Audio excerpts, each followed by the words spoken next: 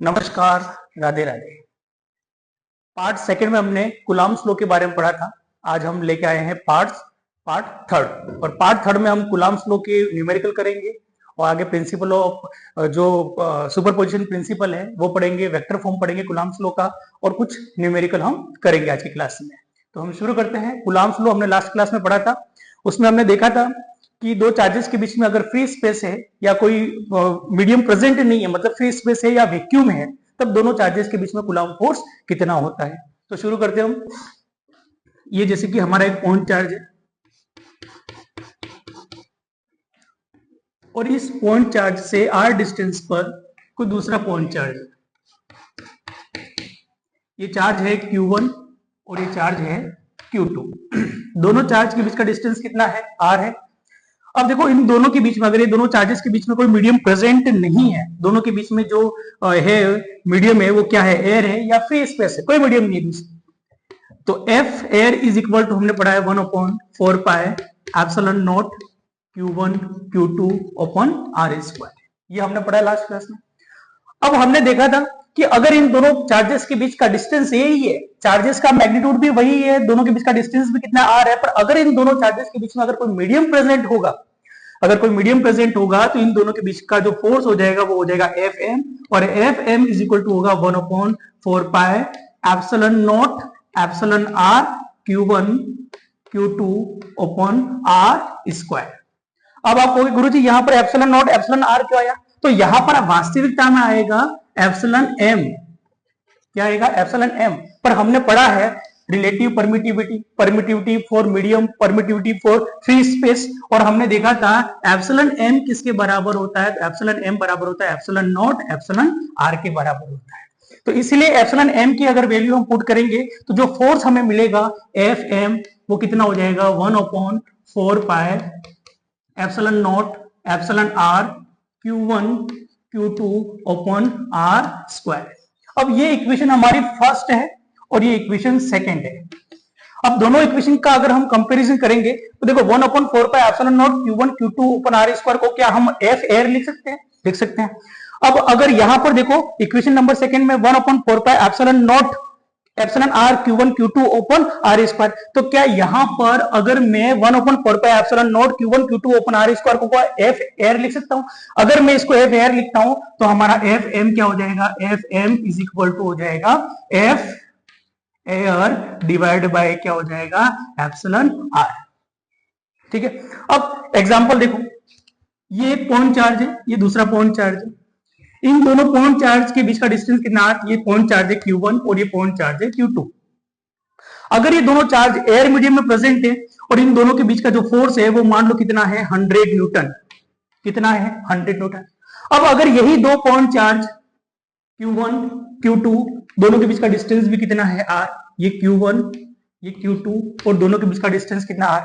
अगर इन दोनों चार्जेस को सेम डिस्टेंस को मेंटेन करते हुए अगर किसी मीडियम में अगर हम रख दें तो मीडियम में ये जो फोर्स होता है वो फोर्स कितना हो गया? मान लो 50 न्यूटन।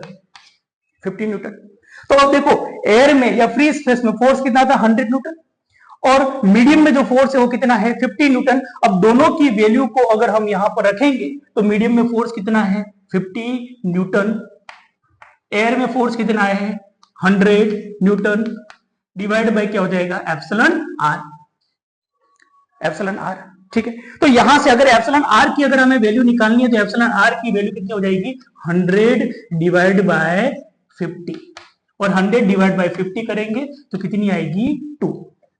तो एप्सिलॉन r की जो वैल्यू है वो इस गिवन मीडियम के लिए, यानी ये जो मीडियम है इस मीडियम की रिलेटिव परमिटिविटी कितनी है? तो इस मीडियम की रिलेटिव परमिटिविटी 2 है, और इसका मतलब ये होता है कि जब दो चार्जेस फ्री स्पेस में होंगे उनके बीच 100 न्यूटन फोर्स होगा, और अगर उन्हीं दो चार्जेस को अगर हम किसी मीडियम में रखेंगे तो फोर्स क्या हो जाएगा? तो फोर्स क्या हो जाएगा? हाफ हो जाएगा, या हम क्या कहेंगे, फोर्स जो है वो क्या हो जाएगा? 2 टाइम्स डिक्रीज हो जाएगा। क्या हो जाएगा? 2 टाइम्स डिक्रीज हो जाएगा। तो ये लास्ट क्लास में हमने यहां तक पढ़ा था। अब हम आगे बात करते हैं, तो आगे हम बात करते हैं, यहां तक हमने सब देख लिया था। इसके बाद देखो, हमने पढ़ा कूलम्ब्स कांस्टेंट C, और Coulomb's constant C is equal to 1/4 pi epsilon not. ये वैल्यू होती है C की। एप्सिलॉन नॉट किसके लिए है? फ्री स्पेस के लिए। अगर दोनों चार्जेस फ्री स्पेस में है तो इनके बीच में कूलाम जो फ्री स्पेस की जो परमिटिविटी है वो कितनी होगी? Epsilon naught. और एप्सिलॉन नॉट की वैल्यू हम जानते हैं कितनी होती है? 8.85 मल्टीप्लाई 10⁻⁻12 कितनी होती है? 8.85 मल्टीप्लाई 10⁻⁻12। अगर ये वाली वैल्यू यहां पर पुट करते हैं तो जो सी की हमें वैल्यू मिलती है वो मिलती है 9 मल्टीप्लाई 10⁻9। यानी अगर दो चार्जेस अगर कहां पर है? फ्री स्पेस में है। अगर दो चार्जेस फ्री स्पेस में या एयर में है तो कूलाम्स कांस्टेंट सी की वैल्यू कितनी होगी? 9 मल्टीप्लाई 10⁻9। और अगर दोनों चार्जेस किसी दूसरे मीडियम में है तो कूलाम्स कांस्टेंट की वैल्यू जो है वो क्या हो जाएगी? बदल जाएगी। मतलब कूलाम्स कांस्टेंट डिपेंड करता है दो चार्जेस के बीच में जो मीडियम प्रेजेंट है उस पर डिपेंड करता है। अब देखो यहां पर छोटे छोटे क्वेश्चन आ सकते हैं। क्या आ सकते हैं कि एप्सिलॉन नॉट की यूनिट क्या होगी? कूलाम्स कांस्टेंट की जो यूनिट है वो यूनिट क्या होगी? इसका डायमेंशनल फॉर्मूला क्या होगा? तो जो फॉर्मूला जो छोटा सा क्वेश्चन बनता है वो कहां से बनता है? डायमेंशनल फॉर्मूला से बनता है। तो हम एप्सिलॉन नॉट का डायमेंशनल फॉर्मूला बनाते हैं, कैसे बनाएंगे? देखो, तो हमारे पास फोर्स का फॉर्मूला है और फोर्स का फॉर्मूला क्या है? F is equal to 1/4 pi epsilon not Q1 Q2 upon R square. ये किसका फॉर्मूला है? फोर्स का। फोर्स कहां पर? एप्सिलॉन नॉट लिखा, मतलब कहां पर है? फोर्स एयर में है। अगर एयर में फोर्स है तो अब हमें क्या निकालना है? एप्सिलॉन नॉट की यूनिट निकालना है और उसका डायमेंशनल फॉर्मूला हमें निकालना है। तो इसका यूनिट और डायमेंशनल फॉर्मूला हम कैसे निकालेंगे? देखो, एप्सिलॉन नॉट को इधर भेज दिया, यहां पर क्या आ गया? फोर्स को इधर ले आए तो किस में आ गया? डिनोमिनेटर में। एप्सिलॉन नॉट इधर आ गया, किस में आ गया? न्यूमरेटर में। मतलब epsilon naught is equal to क्या हो जाएगा? ये तो कांस्टेंट है, ये लिखने की हमें आवश्यकता नहीं है। तो क्या हम ऐसा लिख सकते हैं? Q1 Q2 अपॉन क्या हो जाएगा? F R square. ये तो पूरा कांस्टेंट हो गया 1/4 पाई का। अब एप्सिलॉन नॉट की यूनिट बनानी है। चार्ज की यूनिट क्या होती है? तो चार्ज की यूनिट कूलाम होती है। कूलाम क्या हो गया? Coulomb square. ठीक है। फोर्स की यूनिट क्या होती है? न्यूटन। और डिस्टेंस आर डिस्टेंस जो है उसकी यूनिट क्या होती है? मीटर। और स्क्वायर है तो क्या हो गया? Metre square. ठीक है। तो एप्सिलॉन नॉट की जो यूनिट आ गई वो यूनिट क्या आ गई? सी स्क्वायर पर न्यूटन पर मीटर स्क्वायर। ये बन गई यूनिट। मतलब जो हम वैल्यू लिखते हैं, क्या लिखते हैं? एप्सिलॉन नॉट की वैल्यू। तो एप्सिलॉन नॉट की वैल्यू हम लिखते हैं 8.85 मल्टीप्लाई 10⁻⁻12 और यूनिट क्या लगाएंगे? कूलाम स्क्वायर पर न्यूटन पर मीटर स्क्वायर। ये क्या बन गई इसकी यूनिट। अब डायमेंशनल फॉर्मूला बनाना है तो डायमेंशनल फॉर्मूला भी हम बना सकते हैं। चार्ज का डायमेंशनल फॉर्मूला हमने पढ़ा था, तो चार्ज का डायमेंशनल फॉर्मूला हमने पढ़ा था A1T1 चार्ज का डायमेंशनल फॉर्मूला था। तो क्या बन गया? अब इसका अगर हमें बनाना है तो कैसे बनाएंगे? देखो, एप्सिलॉन नॉट का बनाना है तो कूलाम ऊपर क्या आ रहा है? कूलाम के लिए क्या हो जाएगा? A1T1 और स्क्वायर है तो ऊपर क्या लग गया? स्क्वायर लग गया। नीचे क्या है? न्यूटन किसकी यूनिट है? फोर्स की। और फोर्स के लिए हम जानते हैं डायमेंशनल फॉर्मूला क्या होता है। तो फोर्स के लिए डायमेंशनल फॉर्मूला जो होता है वो हमारा होता है M1L1T-2। तो क्या हो गया यहां से? M1L1T-2 ये किसके लिए बन गया? न्यूटन के लिए। और यहां पर क्या है? मीटर स्क्वायर है। और मीटर स्क्वायर मतलब मीटर स्क्वायर का जो डायमेंशन होता है वो क्या हो जाएगा? L square. यहां से क्या बन गया? L square. अब हमें डायमेंशनल फॉर्मूला किसका चाहिए? एप्सिलॉन नॉट का। अब हम इसको सोल्व कर लेंगे। कैसे सोल्व करेंगे? देखो यहां पर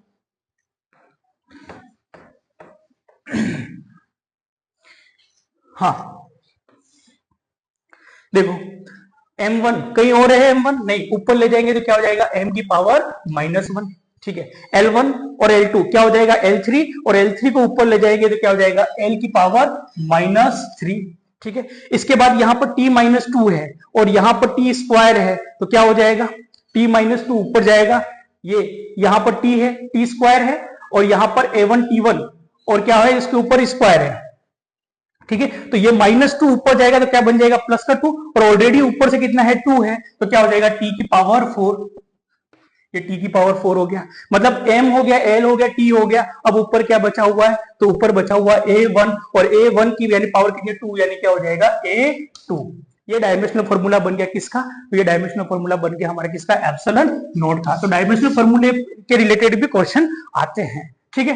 तो ये हमारा डायमेंशनल फॉर्मूला बन गया एप्सिलॉन नॉट का। और ये हमने अभी तक जो पढ़ा, दो चार्जेस के बीच में कूलाम फोर्स के बारे में पढ़ा। अगर दो चार्जेस फ्री स्पेस में है या एयर में है तो उनके बीच में जो कूलाम्ब फोर्स होता है वो कितना होता है। अगर दोनों चार्जेस कहां पर है, किसी मीडियम में है, तो उनके बीच में जो कूलाम्ब फोर्स होगा वो कितना होगा।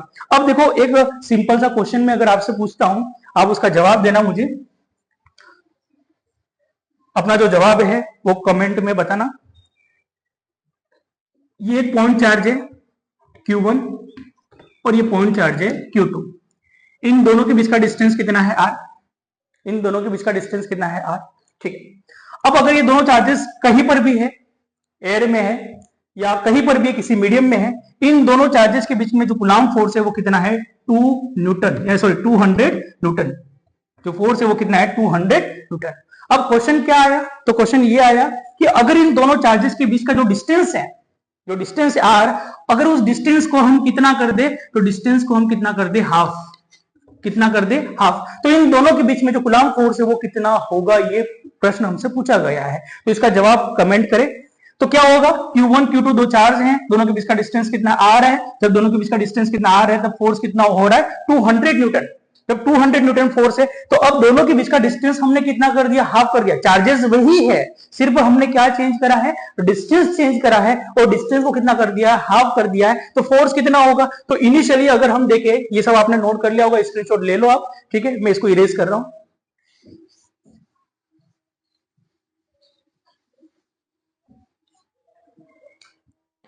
देखो फोर्स कितना है, तो F इज इक्वल टू क्या हो जाएगा 1/4 pi epsilon not Q1 Q2 upon R square.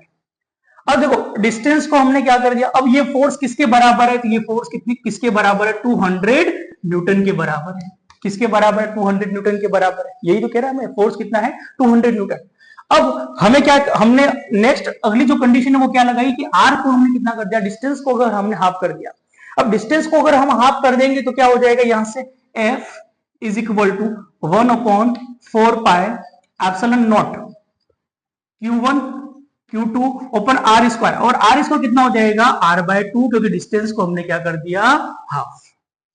अब देखो डिस्टेंस को अगर हमने हाफ कर दिया, ये R/2 का स्क्वायर हो गया, यानी F इज इक्वल टू क्या हो जाएगा 1/4 पाई एप्सिलॉन नॉट, और एप्सिलॉन नॉट और Q1 Q2 ओपन क्या हो जाएगा, तो R/2 का स्क्वायर है तो क्या हो जाएगा R स्क्वायर बाय 4, और 4 रेसिप्रोकल के ऊपर आ जाएगा, मतलब F इज इक्वल टू क्या हो जाएगा 4 multiply 1/4 pi epsilon not Q1 Q2 upon क्या हो जाएगा R स्क्वायर। मतलब यहां से हमें क्या समझ में आता है कि अगर डिस्टेंस को अगर हमने हाफ कर दिया तो जो फोर्स है वो हमारा 4 टाइम्स क्या हो जाएगा, इंक्रीज हो जाएगा। मतलब डिस्टेंस को अगर हम हाफ करेंगे तो जो फोर्स है वो कितने टाइम्स इंक्रीज हो जाएगा, 4 टाइम्स इंक्रीज हो जाएगा। आई बात समझ में। अब हमें जो आगे पढ़ना है वो क्या पढ़ना है, कूलाम्ब्स लॉ का वेक्टर फॉर्म। कूलाम्ब्स लॉ का वेक्टर फॉर्म, क्योंकि जो फोर्स है वो कौन सी क्वांटिटी है, वेक्टर क्वांटिटी है। तो हमने जो अभी फॉर्मूला पढ़ा है वो फॉर्मूला कौन सा पढ़ा है, F is equal to Q1 Q2 upon R square. ये फोर्स का क्या है, सिर्फ मैग्नीट्यूड है, सिर्फ क्या है मैग्नीट्यूड। आपने 11th क्लास में वेक्टर क्वांटिटी स्केलर क्वांटिटी आपने पढ़ा होगा, तो ये फोर्स का सिर्फ क्या है मैग्नीट्यूड। और फोर्स अगर वेक्टर क्वांटिटी है तो मैग्नीट्यूड के साथ इसके पास क्या होगी डायरेक्शन, और हमें क्या निकालनी है डायरेक्शन के लिए, यानी इस वाले फॉर्मूले को हमें बदलना है किसमें, वेक्टर फॉर्म में। किसमें बदलना है, वेक्टर फॉर्म में। तो अगर आपको कुछ नोट करना है तो आप स्क्रीनशॉट ले लीजिए, मैं आगे इसको इरेज कर रहा हूं। हम अगला जो टॉपिक है हमारा वो कौन सा है, vector form of Coulomb's law.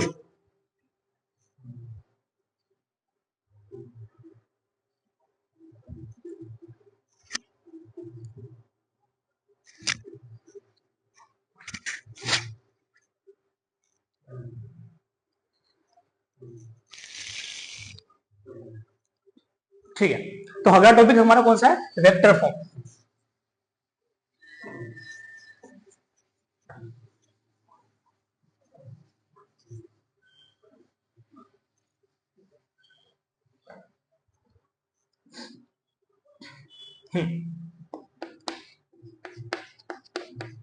Vector form of Coulomb's law.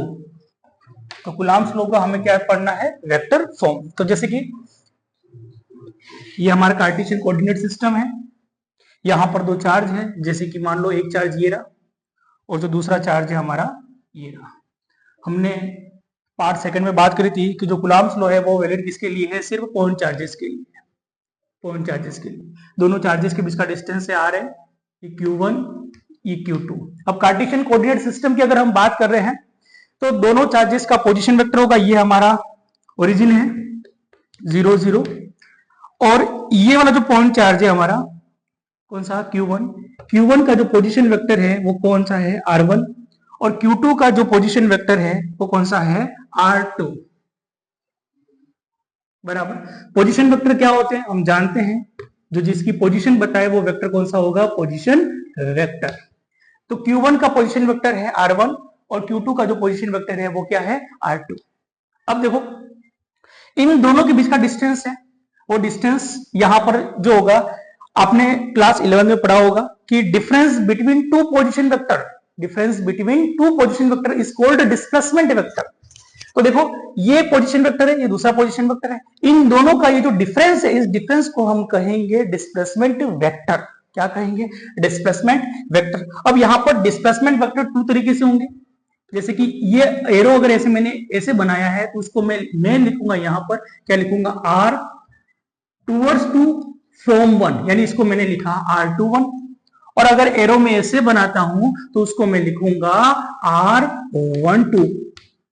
क्या लिखूंगा मैं, r12। अगर आप चाहो तो इसको r12 भी लिख सकते हो, इसको चाहो तो आप 21 भी लिख सकते हो, वो हमारे ऊपर है कि हमने किस प्रकार से इसको डिसाइड करा है। तो मैंने r21 को क्या लिखा है, तो r21 के लिए मेरी भाषा यहां पर क्या है, r21 मैंने क्यों लिखा है, फ्रॉम टूवर्ड्स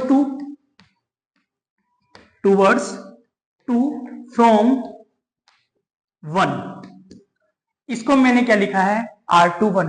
मतलब अगर मैं ये वाली डायरेक्शन का डिस्प्लेसमेंट वेक्टर लेता हूं तो इस वाली डायरेक्शन का जो डिस्प्लेसमेंट वेक्टर है उसका नाम क्या आएगा, टूवर्ड्स टू, यानी दो की तरफ है, और कहां से, एक से, तो उसके लिए मैंने क्या लिखा, r21 को क्या लिखा, टूवर्ड्स टू फ्रॉम 1। और अगर मैं यहां पर लिखता हूं r12, तो r12 के लिए मैं क्या लिखूंगा, टूवर्ड्स 1 फ्रॉम 2। आई बात समझ में। मतलब अगर ये वाला डिस्प्लेसमेंट वेक्टर में लेता हूं तो उसके लिए मैं क्या लिखूंगा, r12, और ये वाला डिस्प्लेसमेंट वेक्टर में लेता हूं तो उसके लिए मैं क्या लिखूंगा, r21। और r21 क्यों लिया, क्योंकि ये वाला जो डिस्प्लेसमेंट वेक्टर है इसकी डायरेक्शन किधर है, दो की तरफ है, और कहां से, एक से, इसलिए इसको मैंने लिखा टूवर्ड्स टू फ्रॉम 1। और ये वाला डिस्प्लेसमेंट वेक्टर लेता हूं तो इसकी जो डायरेक्शन है वो किसकी तरफ है, एक की तरफ है, कहां से, दो से। आई बात समझ में। तो मैंने इस तरीके से इनका नामकरण करा है।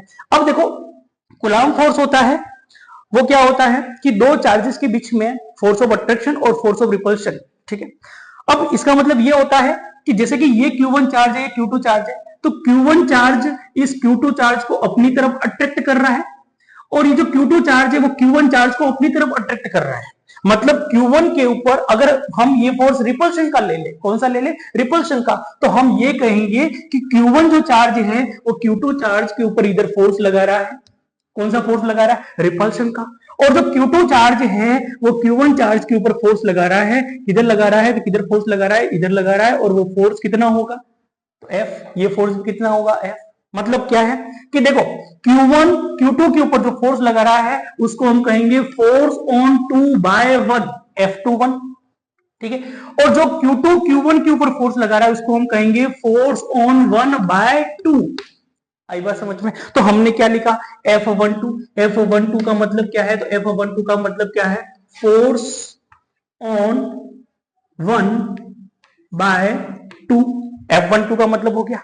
अगर मैं लिखता हूं F21, तो F21 का मतलब क्या हो गया, फोर्स ऑन 2 बाय 1, ठीक है। तो F21 का मतलब क्या है, force on 2 by 1, force on 2 by 1। F12 का मतलब क्या है, फोर्स ऑन 1 बाय 2, यानी एक के ऊपर दो जो फोर्स लगा रहा है, दूसरा जो q2 चार्ज जो फोर्स लगा रहा है वो F12 है, और q2 के ऊपर जो q1 फोर्स लगा रहा है वो फोर्स कौन सा है, F21। अब ये दोनों फोर्स मैग्नीट्यूड वाइज कैसे होंगे, इक्वल होंगे। दोनों फोर्स कैसे होंगे, मैग्नीट्यूड वाइज इक्वल होंगे। मतलब F12 किसके बराबर होगा? तो F21 के बराबर होगा, पर किस हिसाब से? मैग्नीट्यूड के हिसाब से। मतलब ये वाला चार्ज इस चार्ज को जितने फोर्स से रिपेल करेगा, ये वाला चार्ज भी उतने ही फोर्स से इसको क्या करेगा? रिपेल करेगा। और दोनों के बीच का जो रिपल्शन का फोर्स है वो इन दोनों को मिलाने वाली ये जो लाइन है, इस लाइन के अलोंग होगा। कैसा होगा? इस लाइन के अलोंग, यानी जो कूलम्ब फोर्स है वो हमेशा act as along line joining, मतलब इन दोनों को मिलाने वाली जो लाइन है इस लाइन के अलोंग ही होगा, चाहे वो फोर्स रिपल्शन का हो, चाहे वो फोर्स कौन सा हो? अट्रैक्शन का हो। ठीक है, तो अब देखो यहां पर हमें फोर्स निकालना है F12 और F21 निकालना है। अब F12 और F21 हम कैसे निकालते हैं?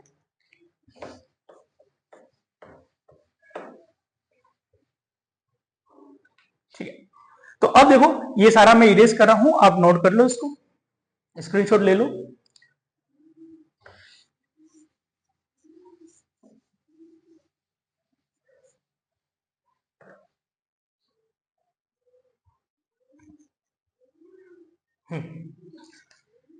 शुरू कर जाओ।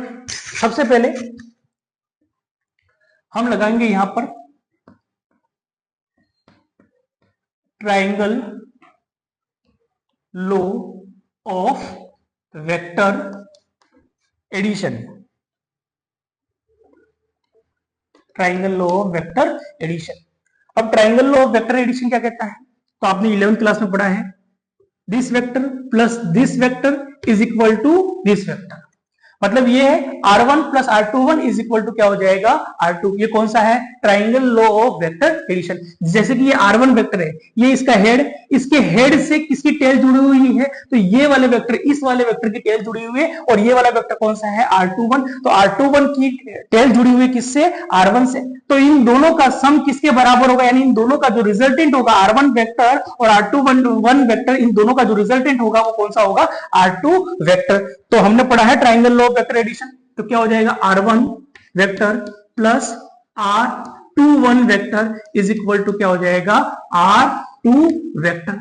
और यहां से अगर R21 अगर हम निकालेंगे तो R21 वेक्टर किसके बराबर होगा? R2 vector minus R1 vector.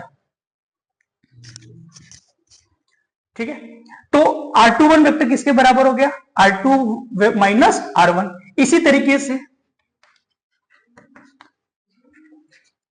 से अगर मैं यहां से लेता हूं तो R2 वेक्टर के हेड से R12 वेक्टर का क्या जुड़ा हुआ है? टेल जुड़ा हुआ है। तो इन दोनों का रिजल्टेंट किसके बराबर होगा? R1 के बराबर होगा। मतलब क्या होगा? R2 vector plus R12 vector is equal to क्या हो जाएगा? इज इक्वल टू हो जाएगा R1 वेक्टर।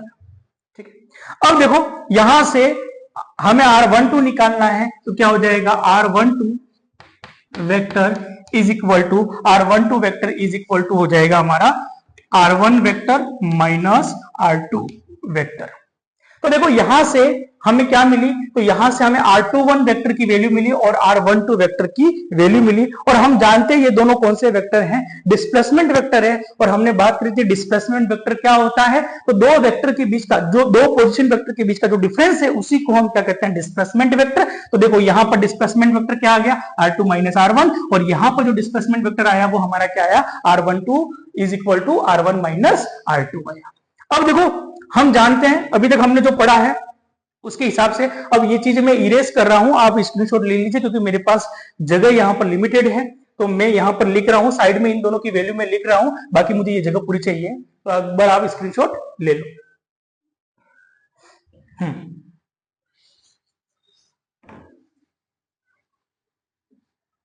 अब देखो हमने वैल्यू निकाली R21 और R21 हमारा आया R2 माइनस R1 और R12 की वैल्यू हमारी आई थी R1 माइनस R2। बस ये दोनों वैल्यू हमें यहां पर चाहिए।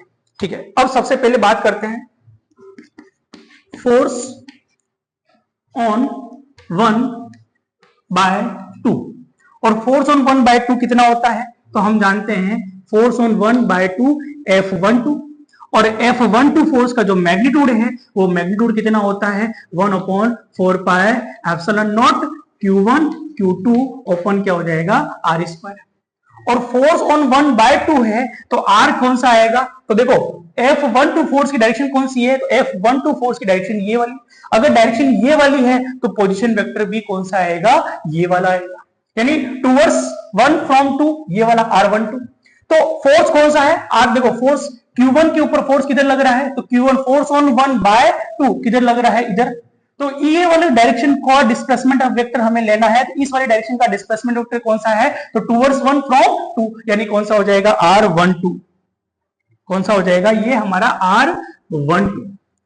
आई बात समझ में? ठीक है। तो फोर्स, ये जो 1-2 फोर्स है उसकी जो डायरेक्शन है वो किधर है? इधर है। फोर्स ऑन 1/2 F12 और उसकी डायरेक्शन ये वाली है, तो इस वाली डायरेक्शन का जो डिस्प्लेसमेंट वेक्टर है वो कौन सा हो जाएगा? टूवर्ड्स 1 फ्रॉम 2, ये वाला R12 वाला। ठीक है। अब देखो यहां पर ये कौन सा फॉर्म है? स्केलर फॉर्म है। अगर हमें इसको वेक्टर फॉर्म में लिखना है तो वेक्टर फॉर्म में कैसे लिखेंगे? तो हमने पढ़ा है, क्या पढ़ा है कि अगर कोई वेक्टर है, कोई वेक्टर क्वांटिटी है, तो वेक्टर क्वांटिटी का फॉर्मूला हमने पढ़ा है magnitude of vector A multiply क्या लिखते हैं हम? Unit vector.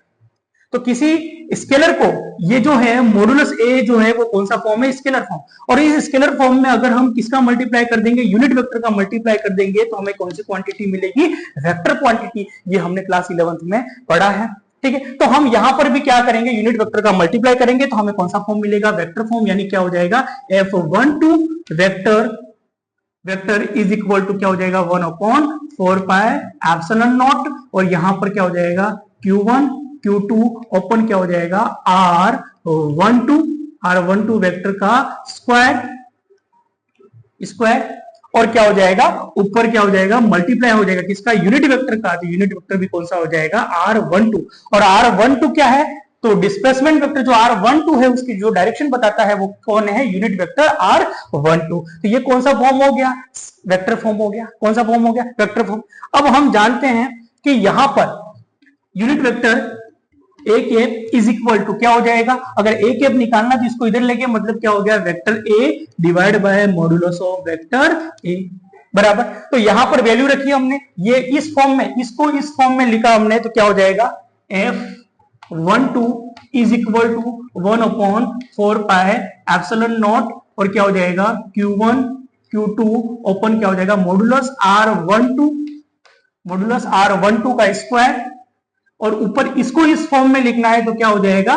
तो वेक्टर R12 डिवाइड बाय क्या हो जाएगा? मॉडुलस R12 बराबर। अब देखो ये मॉडुलस R12 पावर कितनी? 2, ये मॉडुलस R12 पावर कितनी? कुछ नहीं, यानी 1। तो क्या हो जाएगा? जब बेस सेम हो पावर क्या हो जाती है? 8, यानी 2 + 1 कितना हो गया? 3। तो जो नेक्स्ट हमारा आएगा, नेक्स्ट जो स्टेप है हमारी वो कौन सी आएगी? हमने इस वाले फॉर्म में लिखा, अब इसको मैं इरेज कर रहा हूं, अगर आप चाहो तो स्क्रीनशॉट आप इसका ले सकते हो। ठीक है। हाँ, तो अब देखो नेक्स्ट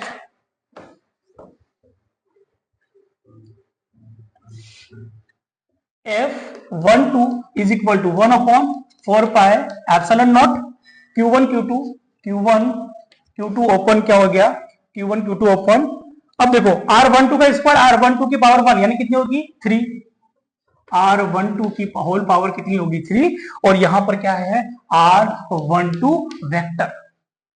अब बात सुनो, R12 की वैल्यू हम निकाल चुके ऑलरेडी, और R12 की वैल्यू क्या है? R12 is equal to R1 minus R2। तो क्या हो जाएगा?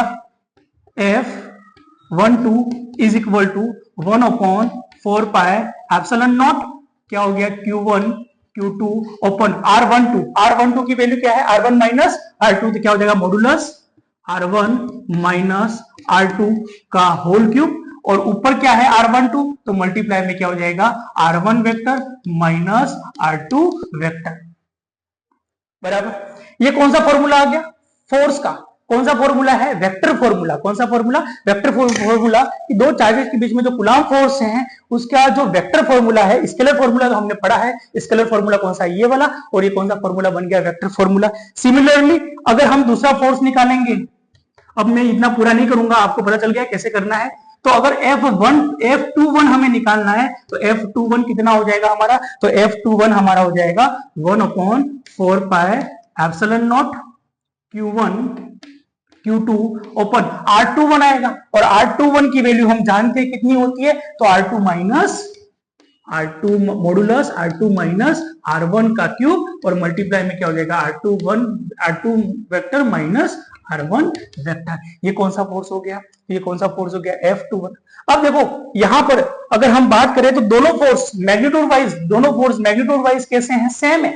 दोनों फोर्स मैग्नीट्यूड वाइज कैसे हैं, सेम है। तो हम लिख सकते हैं यहां पर F12 वेक्टर का मॉडुलस किसके बराबर है, F21 वेक्टर के मॉडुलस के बराबर है। पर दोनों फोर्स डायरेक्शन में कैसे हैं, अपोजिट है। देखो F21 इस डायरेक्शन में लग रहा है, फोर्स ऑन 2 बाय 1 बराबर, और F12 इधर लग रहा है, मतलब दोनों फोर्स मैग्नीट्यूड वाइज कैसे हैं, सेम है, बट डायरेक्शन वाइज कैसे हैं, तो डायरेक्शन वाइज कैसे हैं, डिफरेंट, यानी दो डायरेक्शन एक दूसरे के कैसी है, अपोजिट है। तो अगर हम इनका वेक्टर फॉर्मूला लिखेंगे F12 इज इक्वल टू, हम क्या लिखेंगे F21, तो हमें यहां पर क्या लिखना पड़ेगा, माइनस, मतलब दोनों फोर्स मैग्नीट्यूड वाइज कैसे हैं, इक्वल है, और डायरेक्शन वाइज दोनों फोर्स कैसे हैं, एक दूसरे के अपोजिट है। तो ये कौन सा फॉर्मूला पढ़ा हमने, वेक्टर फॉर्म पढ़ा किसका, कूलॉम्स लॉ का। कूलॉम्स लॉ का कौन सा फॉर्म पढ़ा हमने, वेक्टर फॉर्म। अब अगला जो टॉपिक है हमारा वो क्या है, तो अगला जो टॉपिक है वो है हमारा प्रिंसिपल ऑफ सुपरपोजिशन। और प्रिंसिपल ऑफ सुपरपोजिशन ये कहता है कि जब मल्टीपल चार्जेस हो, जब मल्टीपल चार्जेस अगर किसी एक पॉइंट पर अगर फोर्स लगा रहे हैं या किसी एक चार्ज के ऊपर फोर्स लगा रहे हैं, तो उस एक चार्ज के ऊपर मल्टीपल चार्जेस का जो टोटल फोर्स होगा वो क्या होगा, इंडिविजुअल चार्जेस के जो फोर्सेस हैं उनका वेक्टर सम के कैसा होगा, बराबर होगा। फॉर एग्जांपल देखो यहां पर, ये आप इसका स्क्रीनशॉट ले सकते हो। हम आगे बढ़ते हैं, कौन सा form, vector sorry principle of superposition.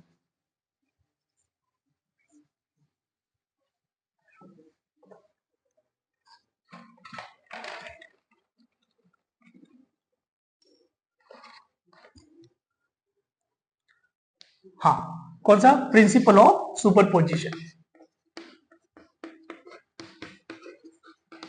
Superposition principle, तो सुपरपोजिशन प्रिंसिपल क्या है, तो जैसे कि देखो ये चार्ज है, कौन सा चार्ज है, तो इसको हमने कहा टेस्ट चार्ज। अब टेस्ट चार्ज क्या होता है, तो देखो मैं आपको बता दूं, क्यू नॉट अगर कहीं लिखा हुआ है मतलब वो कौन सा चार्ज है, टेस्ट चार्ज। टेस्ट चार्ज हमेशा कौन सा होता है, पॉजिटिव। कौन सा होता है, पॉजिटिव। टेस्ट चार्ज पॉजिटिव होता है, और जो टेस्ट चार्ज होता है उसके ऊपर जो पॉजिटिव चार्ज होता है वो नेग्लेजिबल होता है। नेग्लेजिबल होता है मतलब ये है कि दूसरे जो चार्ज है वो इसके ऊपर फोर्स लगाएंगे तो दूसरे चार्जेस के फोर्स को ये एक्सपीरियंस करेगा, टेस्ट करेगा, पर इसका कोई फोर्स नहीं होगा क्योंकि इसके ऊपर जो चार्ज है वो कैसा है, नेग्लेजिबल है। कैसा है, नेग्लेजिबल है। फोर्स तो होगा, अगर चार्ज नेग्लेजिबल है तो फोर्स भी कैसा होगा, नेग्लेजिबल। जैसे कि फॉर एग्जांपल ये मान लो क्यू चार्ज है और यहां पर एक क्यू नोट चार्ज है, ये क्यू नोट चार्ज है, तो क्यू चार्ज इसके ऊपर फोर्स लगा रहा है, पर क्यू नोट चार्ज का इसके ऊपर जो फोर्स होगा वो कैसा होगा, नेग्लेजिबल, क्योंकि ये इसके ऊपर जो चार्ज की वैल्यू है वो कैसी है, नेग्लेजिबल है, तो इसका जो फोर्स होगा वो भी कैसा होगा, नेग्लेजिबल होगा। आई बात समझ में। तो हमें क्या करना है, प्रिंसिपल ऑफ सुपरपोजिशन। और प्रिंसिपल ऑफ सुपरपोजिशन क्या होता है, देखो देखो ये Q1 चार्ज है, इस Q1 चार्ज के बगल में R1 डिस्टेंस पर, कितने डिस्टेंस पर, R1 डिस्टेंस पर कोई एक चार्ज रखा हुआ है Q2, R2 डिस्टेंस पर कोई एक चार्ज रखा हुआ है Q3, R3 डिस्टेंस पर कोई एक चार्ज रखा हुआ है Q4 बराबर, R1 R2 और ये कौन सा हो गया R3, और ये चार्ज कौन सा है Q3, और R4 डिस्टेंस पर एक चार्ज रखा हुआ है, कौन सा है Q4। आई बात समझ में। अब देखो Q1 भी जो Q1 है, सॉरी इसको Q2 लिख दिया अपन ने, ये Q1 है, ये Q2 है, ये Q3 और ये Q4 है। अब देखो Q1 चार्ज Q0 के ऊपर फोर्स लगा रहा है, Q2 चार्ज भी Q0 के ऊपर फोर्स लगा रहा है, Q3 चार्ज भी किसके ऊपर फोर्स लगा रहा है, Q0 के ऊपर, और Q4 भी किसके ऊपर फोर्स लगा रहा है, Q0 के ऊपर। मतलब ये चारों चार्ज Q0 के ऊपर फोर्स लगा रहे हैं, तो Q0 के ऊपर जो नेट फोर्स होगा F नेट, रिजल्टेंट फोर्स, वो किसके बराबर होगा, तो इन सभी चार्जेस के जो इंडिविजुअल फोर्सेस हैं, इन सभी इंडिविजुअल फोर्सेस के वेक्टर सम भी कैसा होगा, बराबर होगा। यानी जैसे कि मान लो कि मुझे बताओ कि Q0 के ऊपर Q1 कितना फोर्स लगा रहा है, तो Q0 के ऊपर Q1 जो फोर्स लग रहा है वो कितना हो गया, F0 1, यानी फोर्स ऑन नोट बाय 1 बराबर। इसके बाद Q2 जो फोर्स लगा रहा है Q नोट के ऊपर वो कितना लगा रहा है force on Q naught by 2, Q2 कितना हो गया F02। ये जो Q3 है वो Q नोट के ऊपर जो फोर्स लगाया है वो फोर्स कितना हो गया, तो वो फोर्स हो गया कितना F0 और क्या हो गया 3 प्लस जो 4 है Q4 है वो कितना फोर्स लगा रहा है F04। अब इन सभी इंडिविजुअल फोर्सेस का ये जो वेक्टर सम है वही क्या होगा, इस Q नोट के ऊपर नेट फोर्स होगा। यही क्या है प्रिंसिपल ऑफ सुपरपोजिशन।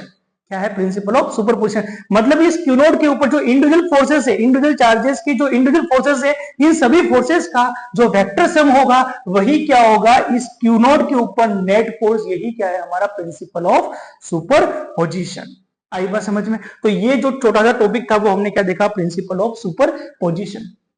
अब देखो हम कुछ न्यूमेरिकल करते हैं।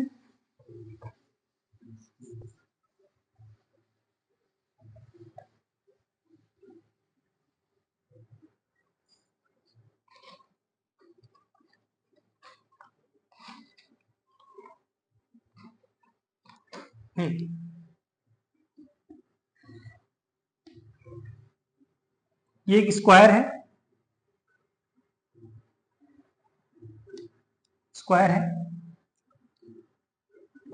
इसके कोनों पे चार्ज रखा हुआ है -q, यहां पर भी रखा हुआ है -q, यहां पर रखा हुआ है +q और यहां पर रखा हुआ है +q। अब इस स्क्वायर के सेंटर पर एक चार्ज है Q0। इस स्क्वायर के सेंटर पर कौन सा चार्ज है, Q0 चार्ज है। अब देखो स्क्वायर है, साइड कैसी होगी सेम r, ये भी r है, ये भी r है, ये भी r है। अब देखो इस वाले चार्ज -q चार्ज जो कि कहां पर रखा हुआ है, A पर, B, C और D। तो जो A पर -q चार्ज रखा हुआ है वो Q0 के ऊपर फोर्स लगाएगा। Q0 से इसका जो डिस्टेंस है वो डिस्टेंस कितना है, एक बार लाइन बना लेते हैं। हाँ, तो इस स्क्वायर के सेंटर पर जो चार्ज रखा हुआ है वो कौन सा रखा हुआ है, Q0 चार्ज रखा हुआ है। अब देखो Q0 चार्ज कौन सा चार्ज है, टेस्ट चार्ज है, और टेस्ट चार्ज हमारा कौन सा होता है, पॉजिटिव होता है। तो देखो यहां पर ये -q चार्ज इस +q को अपनी तरफ अट्रैक्ट करेगा, मतलब जो फोर्स लगेगा वो फोर्स किधर लगेगा, तो जो फोर्स लगेगा उसकी जो डायरेक्शन होगी वो डायरेक्शन कौन सी होगी, ये वाली। कौन सा फोर्स है, तो फोर्स ऑन कौन सा Q0 बाय ये जो माइनस है उसके कारण। तो ये वाला फोर्स इसको हमने कर दिया फोर्स Fa, क्योंकि A पर रखा हुआ चार्ज Fa। इसके बाद ये वाला प्लस, इस Q0 के ऊपर भी जो चार्ज है वो कौन सा प्लस है, तो कौन सा फोर्स होगा, रिपल्शन का। तो ये फोर्स कौन सा हो गया, Fb, और Fb फोर्स की डायरेक्शन ये। इसके बाद ये जो C पर जो चार्ज है -q, वो भी क्या करेगा, इस Q0 को अपनी तरफ अट्रैक्ट करेगा, मतलब फोर्स कितना होगा, तो फोर्स कितना होगा Fc, और Fc की डायरेक्शन कौन सी होगी, ये वाली, बराबर। इसके बाद जो B पर चार्ज है +q, वो इस प्लस को क्या करेगा, तो इस प्लस को क्या करेगा, वो रिपेल करेगा। क्या करेगा, रिपेल करेगा। अगर रिपेल करता है, ठीक है, तो ये +q है, ये भी +q है, ये +q क्या करेगा, सॉरी, हाँ, ये B जो है वो क्या कर रहा है, रिपेल कर रहा है, और उसकी डायरेक्शन कौन सी, ये वाली। अब कौन सा बचा, D पर जो चार्ज है +q, वो क्या करेगा, इस Q0 को भी क्या करेगा, रिपेल करेगा, मतलब किधर करेगा, रिपेल। तो इस इन दोनों को मिलाने वाली जो लाइन है, इस लाइन के अलोंग क्या करेगा, अट्रैक्ट करेगा या क्या करेगा, रिपेल करेगा। तो क्या हो गया, FD। अब देखो अगर ये स्क्वायर है, स्क्वायर के सेंटर पर Q0 चार्ज रखा हुआ है, तो जो A पर, B पर, C पर और D पर जितने भी चार्जेस रखे हुए हैं, वर्टेक्स पर जितने भी चार्जेस रखे हुए हैं, कॉर्नर पर जितने भी चार्जेस रखे हुए हैं, इन सबका इस Q0 से जो डिस्टेंस है वो डिस्टेंस कैसा है, इक्वल है। अगर डिस्टेंस इक्वल है तो सभी फोर्सेस का मैग्नीट्यूड भी कैसा होगा, सेम। अगर सभी फोर्सेस का मैग्नीट्यूड सेम है और सभी फोर्सेस की डायरेक्शन कैसी है, एक दूसरे के अपोजिट है, मतलब देखो FA और FC दोनों मैग्नीट्यूड वाइज इक्वल है और डायरेक्शन वाइज दोनों कैसे अपोजिट है, तो ये दोनों दूसरों को कैंसिल कर देंगे। इसी तरीके से देखो FB और FD को देखो कि जो FB है और FD है दोनों मैग्नीट्यूड वाइज कैसे हैं, इक्वल है, और डायरेक्शन वाइज दोनों कैसे अपोजिट है, ये दोनों भी क्या कर देंगे, एक दूसरे को कैंसिल कर देंगे। तो मुझे बताओ Q0 के ऊपर जो नेट फोर्स होगा, कौन सा फोर्स, F नेट, वो कितना हो जाएगा, 0। क्यों 0 होगा, किस हिसाब से हमने इस क्वेश्चन को करा है, तो हमने प्रिंसिपल ऑफ सुपरपोजिशन के हिसाब से करा है। और प्रिंसिपल ऑफ सुपरपोजिशन क्या कहता है कि क्यू नॉट के ऊपर जो नेट फोर्स होगा वो इन सभी इंडिविजुअल फोर्सेस का वेक्टर सम के बराबर होगा, और वेक्टर सम में हम क्या लेते हैं, मैग्नीट्यूड के साथ डायरेक्शन भी लेते हैं। तो देखो इसका इसके ऊपर जो फोर्स है और इसका इसके ऊपर जो फोर्स है, दोनों फोर्स मैग्नीट्यूड वाइज सेम है पर डायरेक्शन वाइज कैसे हैं, एक दूसरे के अपोजिट है, तो नेट फोर्स कितना हो गया, 0। इन दोनों, इसका जो इसके ऊपर फोर्स है, जो फोर्स का मैग्नीट्यूड है, और इसका इसके ऊपर जो फोर्स का मैग्नीट्यूड है, दोनों मैग्नीट्यूड कैसे हैं, सेम है, डायरेक्शन दोनों कैसे अपोजिट है, एक दूसरे को क्या कर देंगे, कैंसिल कर देंगे, और जब एक दूसरे को कैंसिल कर देंगे तो नेट फोर्स कितना होगा, तो नेट फोर्स कितना होगा, 0 होगा। कितना होगा, 0 होगा। इसके बाद हम बात करते हैं, किसकी बात करते हैं, जैसे कि मान लो ये एक चार्ज है, ये एक क्वेश्चन हो गया हमारा, एक चार्ज जैसे कि Q1 और इसके बगल में एक दूसरा चार्ज रखा हुआ है, ठीक है, कौन सा चार्ज रखा हुआ है, Q2 चार्ज, ठीक। अब इन दोनों चार्जेस के बीच का जो फोर्स है वो कितना है, तो दोनों चार्जेस अगर मान लो फ्री स्पेस में है या मीडियम में है तो इन दोनों के बीच का जो फोर्स है वो कितना होगा, F is equal to 1/4 pi epsilon not Q1 Q2 upon R square, बराबर ये फोर्स होगा। फोर्स का मैग्नीट्यूड ये होगा, हमें डायरेक्शन नहीं देखनी है, अभी सिर्फ हमें फोर्स का मैग्नीट्यूड देखना है।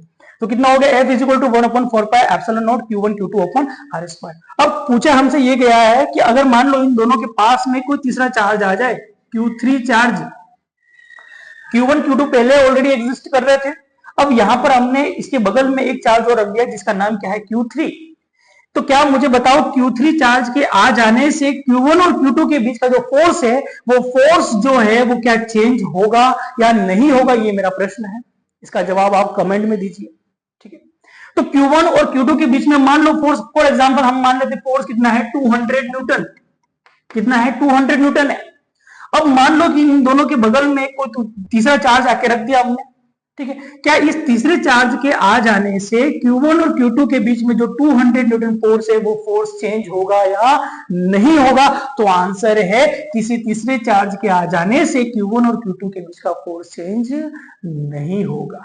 हाँ, हम ये कह सकते हैं कि Q1 के ऊपर नेट फोर्स चेंज हो जाएगा, Q2 का नेट फोर्स चेंज हो जाएगा, पर Q1 और Q2 के बीच में जो फोर्स है वो फोर्स चेंज नहीं होगा। तो हमारा जो आंसर है वो क्या है कि अगर Q3 के आ जाने पर भी Q1 और Q2 के बीच का जो फोर्स है वो कितना रहेगा, 200 न्यूटन। अगर हमसे पूछा जाए Q1 के ऊपर नेट फोर्स कितना होगा, तो मान लो कि जैसे कि ये Q3 चार्ज नहीं था, जब Q3 चार्ज नहीं था तो Q1 को Q2 कितने फोर्स से अट्रैक्ट या रिपेल कर रहा था, 200 न्यूटन से। Q1 Q2 को कितने फोर्स से अट्रैक्ट या रिपेल कर रहा था, कितने कैसे कर रहा था, 200 से। अब Q3 के आ जाने से हम क्या देखेंगे कि Q1 का नेट फोर्स चेंज हो जाएगा, Q2 का नेट फोर्स चेंज हो जाएगा, पर Q1 और Q2 के बीच का जो फोर्स है वो फोर्स कितना रहेगा, 200 न्यूटन ही रहेगा, ठीक है। तो आज हमने क्या देखा, कूलम्ब्स लॉ के बाद में हमने परमिटिविटी का जो यूनिट निकाला, हमने डायमेंशनल फॉर्मूला निकाला, कूलम्ब्स कांस्टेंट की वैल्यू जो फ्री स्पेस के लिए होती है 9 × 10⁹, वो हमने आज की क्लास में देखी, ठीक है। इसके बाद एक दो हमने एग्जांपल लिए हैं फोर्स के रिलेटेड, या फोर्स कैसे कैलकुलेट करते हैं उसके रिलेटेड हमने एग्जांपल लिए।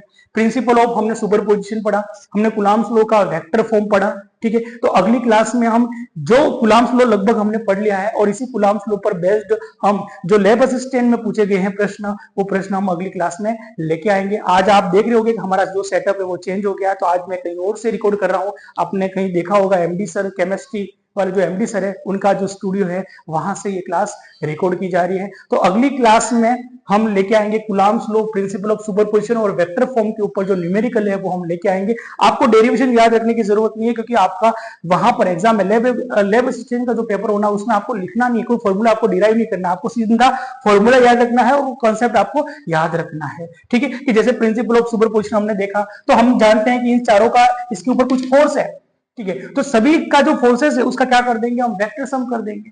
तो नेट फोर्स आ गया, नेट फोर्स कितना आ गया, 0 आ गया। तो ये जैसे ये क्वेश्चन है, ये क्वेश्चन इस टाइप के क्वेश्चन हमारे उसमें पूछे जाते हैं लैब असिस्टेंट में। तो कूलम्ब्स लॉ का थ्योरेटिकल पोर्शन हमने लगभग पढ़ लिया है। अगर कुछ इसके अलावा भी कुछ बाकी रहता है तो हम आगे की जो क्लासेस हैं उसमें आपको कवर करा देंगे, और अगली क्लास में हम सिर्फ कूलम्ब्स लॉ के ऊपर न्यूमेरिकल लेके आएंगे, ठीक है। जो हमारे लैब असिस्टेंट के ऊपर, जो लैब असिस्टेंट की जो सिलेबस के हिसाब से या लैब असिस्टेंट का जो लेवल है उस लेवल के हम क्वेश्चन लेके आएंगे। और हमारा एक भी क्वेश्चन, यानी मतलब हमने जो पढ़ाया है उससे बाहर कूलम्ब्स लॉ से कुछ भी पूछा नहीं जाएगा। तो बस आज की क्लास यही तक। धन्यवाद। जय हिंद, जय भारत।